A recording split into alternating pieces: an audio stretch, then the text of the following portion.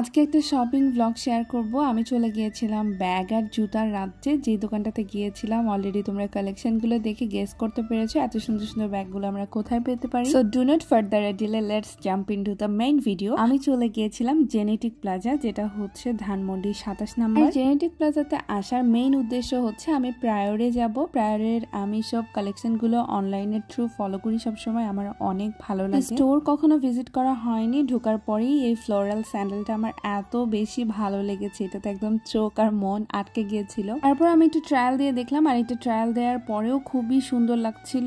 আর এটার হিলটা একদম কমফোর্টেবল, যেরকম আমি চাচ্ছিলাম, বিকজ আমি এখন বেশি হিল ক্যারি করতে পারি না। জুতাটার প্রাইস ছিল 1650 বা 1680 এরকম সামথিং। তারপরে আমি ব্যাগ দেখছিলাম, ব্যাগের প্রতি তো আমার অনেক বেশি ফ্যাসিনেশন কাজ করে। এখানে আমি এত ব্যাগ দেখে পুরো পাগল হয়ে যাচ্ছিলাম। এই দেখো, এই লাভ ট্রেন্ডি ব্যাগটাও কিন্তু ওদের আউটলেটে ছিল। টু বি অনেস্ট, ওদের ব্যাগের কালেকশন, প্রাইসিং আমার সবকিছু অনেক ভালো লাগে এবং কোয়ালিটি অনেক ভালো। লাস্ট টাইম আমি যখন মালয়েশিয়া গিয়েছিলাম এই টাইপের ব্যাগগুলো আমি মালয়েশিয়াতে দেখেছিলাম, যে ব্যাগগুলোর প্রাইসিং এর সাথে আমি খুব একটা ডিফারেন্স পাচ্ছি না। আর সবচেয়ে বড় কথা, এই কোয়ালিটির ব্যাগগুলো আমরা বাংলাদেশেই পেয়ে যাচ্ছি, এটাও হচ্ছে অনেক বড় একটা অ্যাডভান্টেজ। এটা একদমই কোনো স্পন্সর্ড ভিডিও না, এই জন্য আমি আমার অনেস্ট রিভিউ দিচ্ছি এবং আমি আমার নিজের টাকা দিয়ে ব্যাগ কিনেছি, সে কারণে যেটা যেটা আমার ভালো লেগেছে তোমাদের সাথে আমি কালেকশনগুলো শেয়ার করার ট্রাই করেছি। আমি ড্রেসের ক্ষেত্রে অনেক সময় ডিক্লাটার ড্রেস বা একটু কম দামি ড্রেস পরতে প্রিফার করি, বাট ব্যাগ আর জুতাটা আমি একটু প্রিমিয়াম কোয়ালিটির নেওয়ার ট্রাই করি, যেন 2 দিন নিতেই নষ্ট না হয়ে যায়। এই জন্য ওদের প্রাইসিং পয়েন্টটা আমার কাছে খুব ভালো লাগে।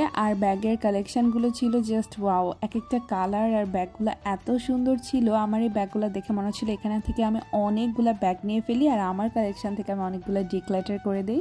এই ব্যাগটা আমি অনলাইনে দেখেছিলাম এবং আমার খুব ভালো লেগেছিল এবং যে দেখলাম কোয়ালিটি খুবই সুন্দর এবং যেরকম দেখেছিলাম ওই রকমই। আমি এত কনফিউজড হয়ে গিয়েছিলাম যে কোনটা ছেড়ে কোনটা নিব। আমি সবসময় ট্রাই করি যে আমার কাছে যেগুলো কালার আছে সেটা বাদে আমি অন্য কোনো কালার নেওয়ার ট্রাই করি, তাহলে যেন আমার কালেকশনে সবগুলো কালার থাকে। জুতার ক্ষেত্রেও সেম, যেহেতু আমার পিঙ্ক কালারের জুতা অলরেডি আমার কাছে আছে, এই জন্য আমি পিঙ্ক কালার নিতে পারছিলাম না। আর এগুলো একদমই হচ্ছে ভ্যাকেশন ফ্রেন্ডলি, যারা ভ্যাকেশনে যাবা তাদের জন্য এই জুতাগুলো একদম পারফেক্ট হবে। এই জুতাগুলো তোমরা 1000 থেকে 1500, খুব জোর 2000-এর মধ্যে পেয়ে যাবা। ওদের প্রাইসিং রেঞ্জ অনেক অ্যাফোর্ডেবল, আমি বারবারই বলছি। আরেকটা জিনিস আমার অনেক ভালো লাগে, সেটা হচ্ছে ওদের পেজে সবগুলোর প্রাইস মেনশন করা থাকে। আমার ওইসব পেজ একদম ভালো লাগে না, যেগুলোতে বারবার ইনবক্স করে প্রাইসটা জেনে নিতে হয়। আমার কাছে অনেক ইরিটেটিং লাগে। কোনটা প্রাইস দেয়া থাকলে আমি তখনই ডিসিশন নিতে পারি যে আমি জিনিসটা নিব কিনা। অ্যাজ আমি বললাম যে কোন ব্যাগটা নিব এটা নিয়ে অনেক কনফিউজ ছিলাম, এই জন্য আমি কিছু টোট ব্যাগ ট্রাই করে দেখছিলাম যে টোট ব্যাগগুলো কেমন লাগে। আমার যেহেতু এখন বেবি আছে, অনেক বড় বড় ব্যাগ ইউজ করতে হয়, তারপরে আমার